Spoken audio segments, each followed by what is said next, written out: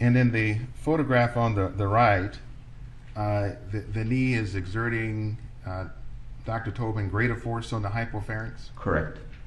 Is it possible to calculate the amount of force? Yes, it is. So we can calculate the amount of force based on the weight of Officer Chauvin, on his body weight, taking into account how much gear weight, the gear that he carries, and then also you have to remove out the weight of his shin bone and his boot, and so subtracting out all of these, and then you can calculate the weight. Can you also calculate changes or narrowing in the space that people have to breathe through? Yes, you can, separately.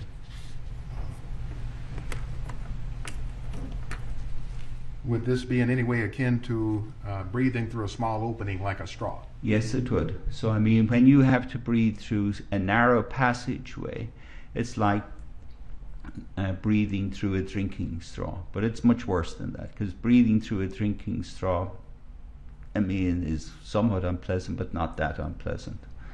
And then it gets much worse than that. So as the space narrows, is it more difficult than to breathe through? Enormously more difficult, and we know that from physics.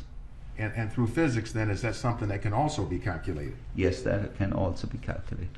And that type of a calculation, would it be specific per se to George Floyd? No, it wouldn't. This would be for anybody. For we know in terms of what happens physiologically when you have this level of narrowing, this is going to happen to everybody. Can you please explain to the jury what those calculations would show about the effect of the narrowing on the airway on breathing? Right, yes. I believe there's an exhibit that relates to that. Let me then show you what's marked as States Exhibit 940 and 939.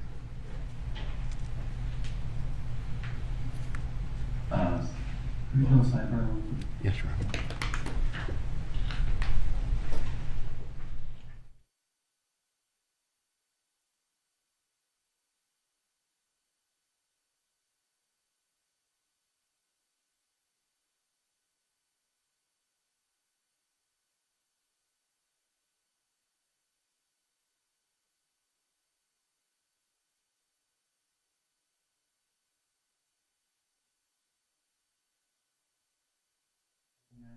Have you offered those, Mr. Blackwell? Yes, I do offer those. Any objection?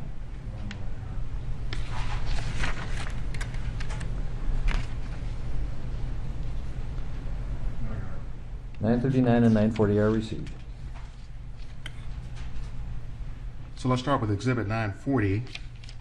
Dr. Tobin, tell us what's depicted here. Describe this for us. Yep.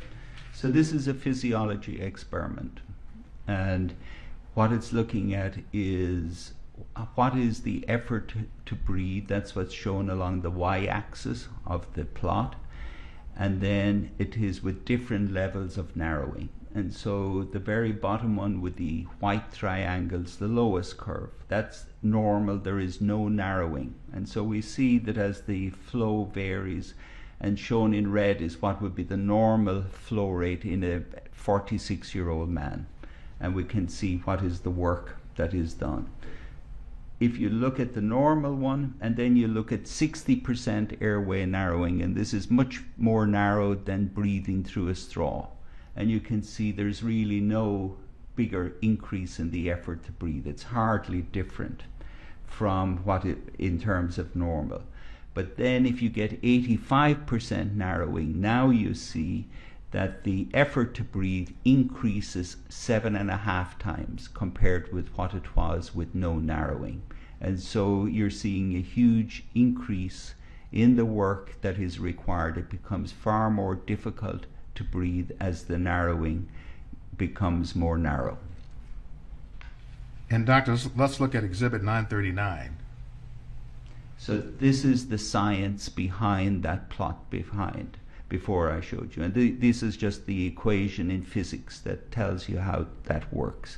And the key thing when you look at an equation like this, for me as a physiologist, is I focus on the square sign of the stricture. that tells me here when I see a square sign on top of it and it is below the level on the equation, it is the denominator. I know with that you're going to be fine all along for a period of time, and then suddenly everything is going to increase enormously. You're going into what we call an exponential increase. And that's exactly what we see on the experiment that was done, where we're seeing there's really nothing happening at 60. It's nothing much. But then at 85%, it suddenly takes off. And if you had beyond 85%, it would be even more and more.